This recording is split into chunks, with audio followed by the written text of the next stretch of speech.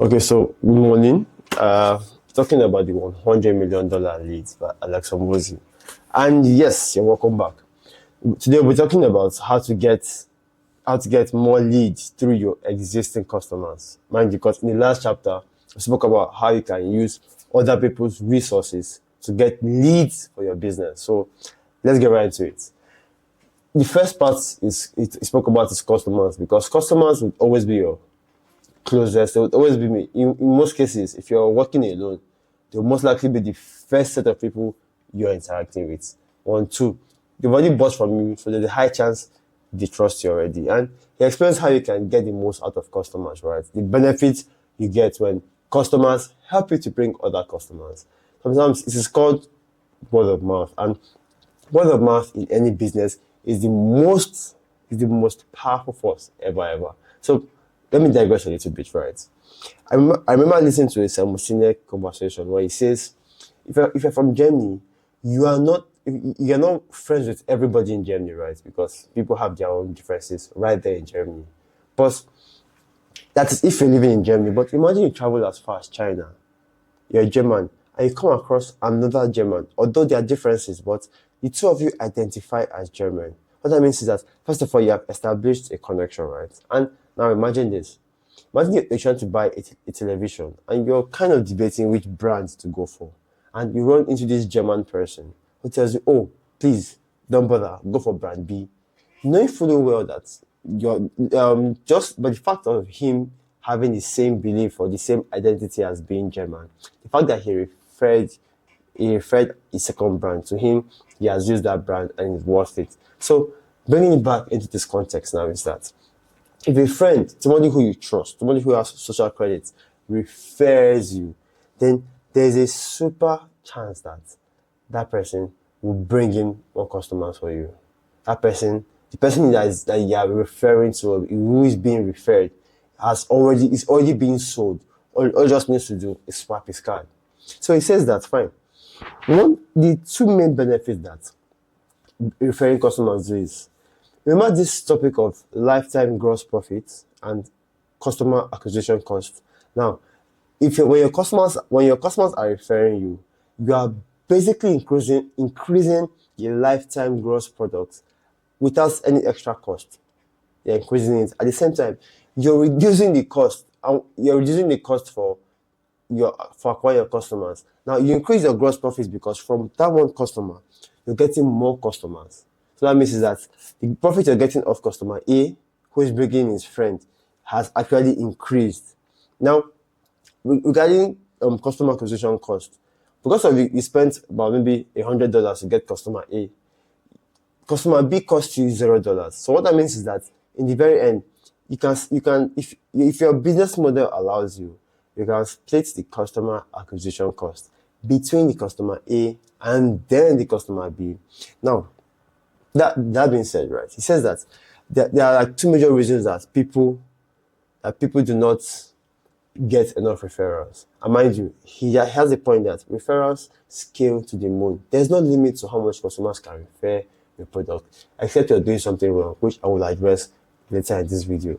So now, circling back is, he gave a formula for calculating what how much growth you're receiving, because when people are referring you, you have this compound growth. He said, what's your percentage of referrals?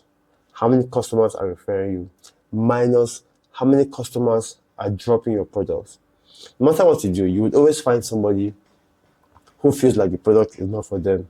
And you shouldn't feel bothered. Instead, it happens. So how many people are referring your product minus how many people are actually leaving your product will give you an idea of how healthy your business is and how compounding it is. Now, if the people that are coming into your business or who are being referred into your keyword here is referred, not through ads but referrals, if the people who are being referred are more than the people who are leaving, then you have a very good business. Keep it up. If they are equal, that means the people who are coming in are more are the same thing as people who are leaving. What that means is you may need to have to do more advertisements. But if the people who are coming in are way less than people who are going out, then to be very, very frank, you need to either run advertisements to break even, or you need to check your products. And it says that There are two major reasons why people don't have good referrals. And the two major reasons are: one, the product is not as good as they think it is in their head. And the second problem is that they don't even know how to ask for referrals. So the first part on having a very good product, right, is sorry, the first part that has to do with your product not being what it is in your head is because one, you need to have a very good product, as you all know today. Because there's always this argument in business, right? Attracting customers versus having a better product. Which would you prefer? One, I believe you should always have both. Have a very good product and still attract customers. But people like to tilt more to the other. It's not a question of debate, but in the very end, the product that has the best product, right? It's a very huge debate though, because the best products, right, may not be the ones to win in the end of the day. Sometimes it's the most distributed product that wins. Sometimes it's the best product. But the point is, the best product itself, in any market condition, would win. Would win in the sense that there are people who would go for it. It can never lose. The person who just has a lot of, what do they call it, has a lot of distribution, at some point can miss the mark if the product is completely whack. That's why you need both of them. But if you have to pick only one, right, it would be best for you to pick the better products, because the better products would always continue to sell for itself. You need that snowball effect automatically. So when your product is not as good as it is, then there's a problem, because customers in their head, right? Customers refer products when the product have what is called a goodwill. A goodwill means that they gain so much from this product and they want to just share it out. Now, the formula for it, and according like Alex Hormozi, there's a mathematical formula to everything. And I like this approach in business where you want to track every single thing to know cause and effect and how they all come together, right? So when Alex Hormozi says that to get the goodwill of the customer, right, you have to look at the price they paid for it and the value you got out of it. So imagine somebody pays $1,000, right, for a particular product, and this product fetches him $100 million, bro. He's going to scream through the roof and give him goodwill. Obviously, this is like an exaggeration, but sometimes you mostly see people who, I'll say, they paid out $100 and they get like $1,000 to $10,000 a couple of months later. Now, that is a very heavy goodwill, because the price that was paid is way less than the value, right? And I think he also said that some people call this in economic surplus. I think, no, customer surplus, where they feel like they like the service. So if you want to build up goodwill, because it's that goodwill that makes customers run to tell their friends, it says that there are two options you have, right? One is, you have different options. One, you can either to get the customers, right? For the goodwill, you can either reduce the price. But sometimes you may overdo this thing and then it backfires. Because sometimes you may have a very good product, but because it looks cheap, you might shoot yourself in the leg. So you have to play with this with caution. And sometimes if you even charge too low, people may not follow up through execution, because it did not push them further. It did not make them want to sell, or rather, they did not really have, because I bought courses that are just lying down there, and I've almost never logged into that page anymore, because I paid nothing. Probably bought it on Black Friday. So ever since, it's only about 2 courses I really have in mind. That may sound cheap, but I definitely want to take these courses. And that's because of the person who created them. I've seen his results and I've seen testimonials. And mind you, it's affordable, quite alright, but it was referred to me. That is why I have it in my list. When I'm done with this book, I would move over to that course, because I like to use the first hour of the day to study something that could improve my life drastically. So back to the stock is, you want to increase goodwill. First of all, you can drop the price, and apart from dropping the price, you can also try other things. You can also use other mechanisms to get what they call it, more goodwill by giving out more value. So because of the formula for goodwill is price minus value. You can either reduce the price so they get enough value, or you can increase the value and keep the price the same way. So what that means is that you should not make if you're selling the cost for $1,000, it's better for you to increase the value than for you to reduce the price. In my opinion, that's the best option. Although you can always look for the sweet spots depending on your business. So back to now is we are giving better value. There are different ways to say this, right? And then this his formula for creating offers where perceived likelihood, dream outcome, call out. He gives different techniques. The first one he gives is called call out. So imagine when you're calling people out, he wants you to call better people. But to be very, very frank, he gives too many ways. I feel like if you want to check it out, check it out. But I summarized this entire thing because he gave about, let me see, 1, 2, 3, 4, 5. About 6 ways for you to actually increase the value. But I'll just tell you this. If you have sold already, because you already have customers, if you have sold already, look for what your best customers are doing that makes them stand out completely. They must do something. And it's like Pareto principle, right? If you bring 100 people into a room doing the same work, but 20 of them will be having the most insane results, or a few of them will be having the most insane results. Figure out what those people are doing that is different from the rest, and they will give you an answer into what you can do to make your product more valuable to other people. Make sense? So it's simple. Survey people, speak to them, know why it works for them, because to be very, very frank, no matter how good your product is, there are lots of factors to consider as to why your product might fail or why some customers will not get good results. Sometimes some customers don't get results because they are not even relatable with the person who's making the content. I literally have seen guys who have actually, okay, this is it, right? Someone took a course and did not get results, right? Why? He went and bought a course from somebody who replicated the first course, because it was like piracy, but very similar, very, very, very similar wordings. But things like this are very hard to contest. And he got results because of the relatability of the second person who literally dubbed the first person. So there are different reasons why people may not get results, but in such cases, in most cases, look for why the best people are having the best results. Figure out what are they doing. Now, when you figure out what they are doing that is different from the rest, you can take what they are doing and teach it to other people. That is how you increase value. That is how they begin to see you as someone who is different. You see? All of those 6 steps. So you can do this with the way you call out, right? You can do this when you're trying to help them paint their dream outcome. When you're trying to make them do less of what they don't want and do more of what they want and still get results. So all of this, just to say, if you increase the value, then you have a goodwill. Now, he also says that, fine, the first problem that businesses face is that they have a bad product. But in some cases, your products might be good, giving people good results, and they're referring people. And people are coming in. Now, another problem that some businesses face is they do not know how to ask for referrals. And he gives different approaches, right? One he says is, first of all, it won't be bad if you ask. Start with the simplest way.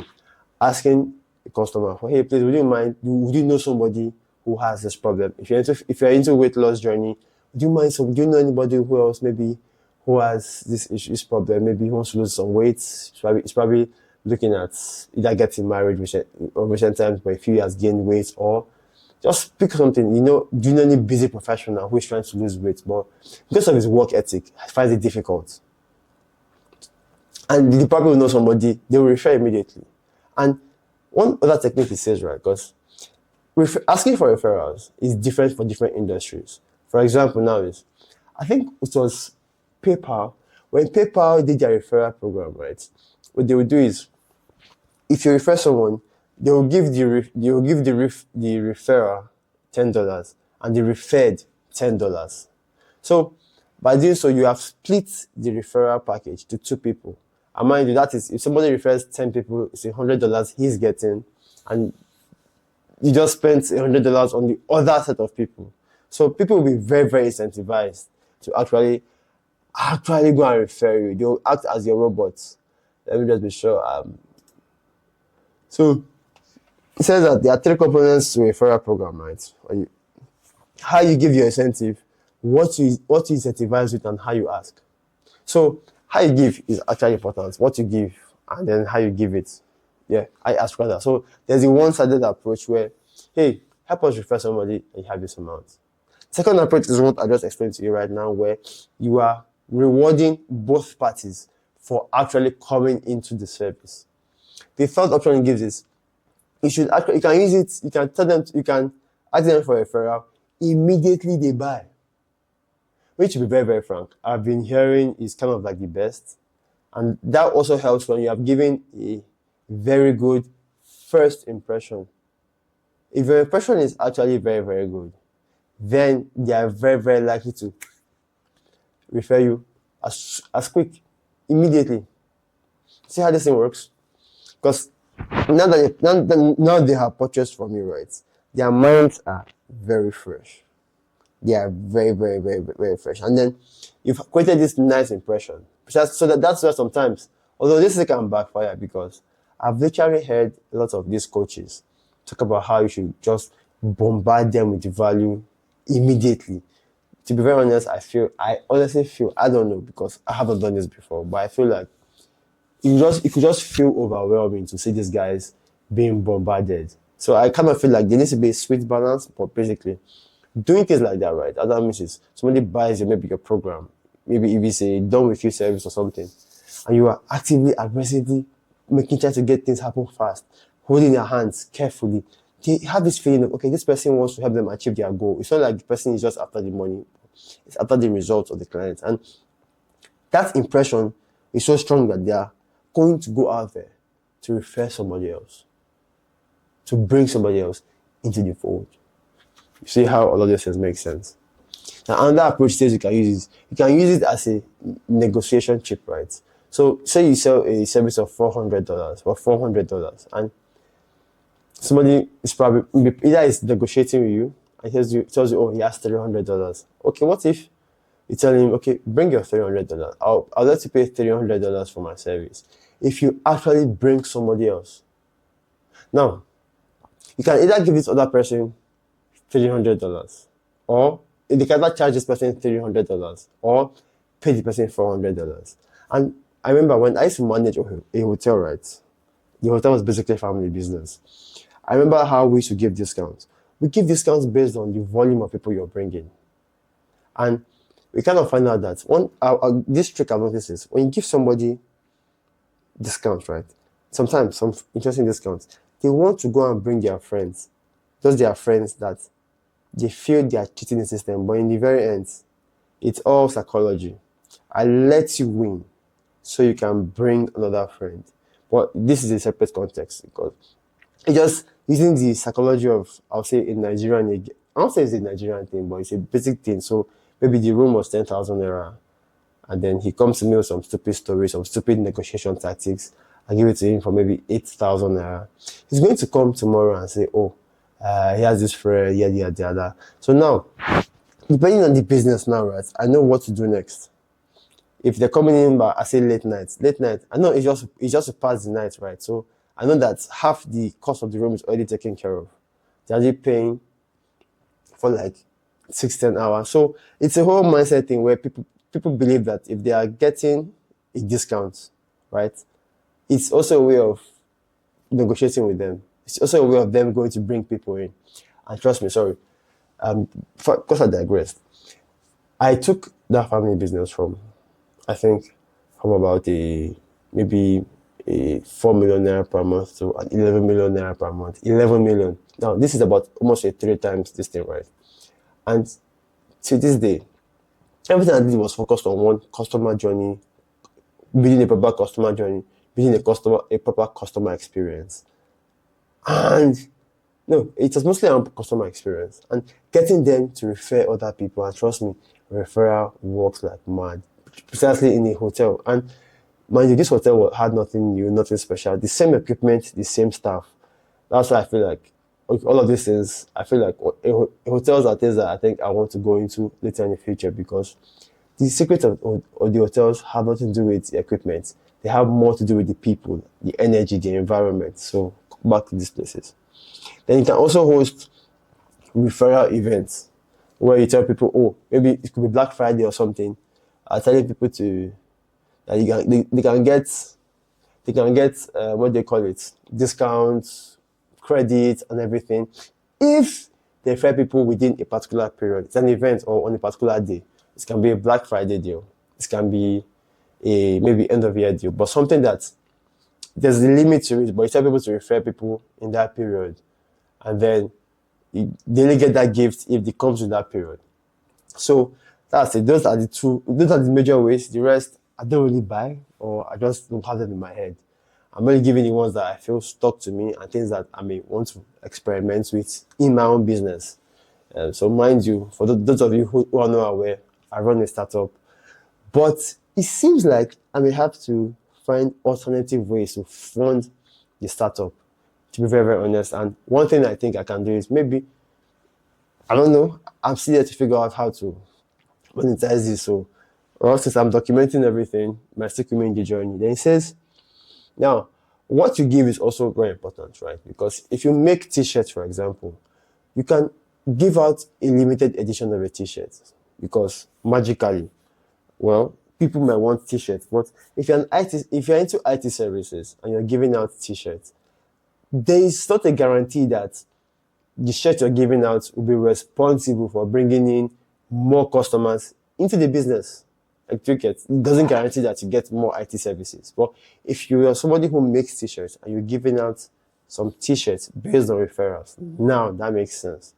So, in conclusion, what it says is getting customer referrals are not things that you really do. It's slightly out of your control. Can you influence it? Yes, you can influence it, but they are more in the control of other people than in your own control. And that was why he never put this into the first part of the book that spoke about you getting leads. No, he put it elsewhere where other people help you to get leads. Maybe OPL. As you have OPM, other people's money, you also have OPL, other people's leads, or OPE, other people's effort or energy. You basically get the point. So let me see. So yes, when customers are referring to other people, right? There's this idea that they don't want to risk what is called maybe their social goodwill, or they don't want to risk their friendship with the other person. So that means is that you have to put in the work. You have to make it feel like it is completely risk-free. You have to take up that risk from them because, like I said, they don't want a situation where they refer your product or your service and it's a complete and total disaster. It is going to backfire at them. So they want to make sure that how you can basically do this is to make sure that your product keeps getting better, because there's no such thing as a perfect product. Keep iterating, keep improving on that product. So when they refer it to the next person, because take it or leave it, right? It is one thing for you to have, which I think I skipped. It's one thing for a referee or it's one thing for a referred person to have this expectation in his head, and you do not meet that expectation, then there's a very big problem. Now imagine you're going to see a movie, right? No, imagine you're going somewhere, maybe to the movies, and a friend tells you, "Oh, don't watch movie A, watch movie B instead. It's insane, it's thrilling." And you got to watch movie B and discover that movie B is a complete disaster. Do you know how demoralizing that is? There's a high chance you will never trust that person's judgment whenever it comes to movies again. You will always if you brush the person aside, you will always let it slide.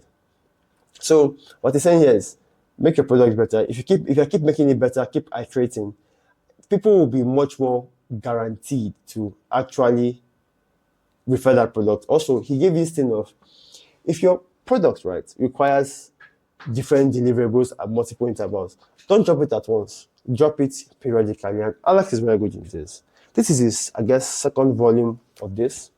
First was a $100 million offer, now a $100 million lead. I think right now he has a $100 million scaling. But the point is, as you're slowly releasing this, and also you're informing customers on new updates, giving them this, you're following them in your journey, you're taking them along in what you're doing. It has this idea of them believing that, oh, this guy is actually making his stuff better. And even though they're taking your course already and they're perfect, but them knowing that you are actively improving the products will also boost their motivation to want to go and refer the products. Mind you, Sometimes you may wonder, sometimes, right? If your product is very good, why they would end up referring your product? It's not because they want to make you some money, no. Sometimes it is for their bragging rights. It's for them to say, oh, I referred this my friend to this product and he's completely loving it. It's just a way of them stroking their own ego. So you shouldn't overcalculate or overthink this thing because it's not going to go anywhere, but have that feeling and understand that you'll get there. Basically, you'll get there. So all that thing says is, the last part is that if you want people to actually build that goodwill for you, you have to make sure that you deliver on your promise. Speaking about promises, there's some approaches people take to promises, right? You can either over promise and under deliver. But I believe my best approach is over promise and over deliver. But to some people, they rather under promise and over deliver, which kind of feels like it's still okay, because if you get people with that expectation, right, when you under promise and over deliver, what happens is people are wild, they are completely insane, and that is a way of them running to refer their friends. But you're only reducing the amount of customers you can get.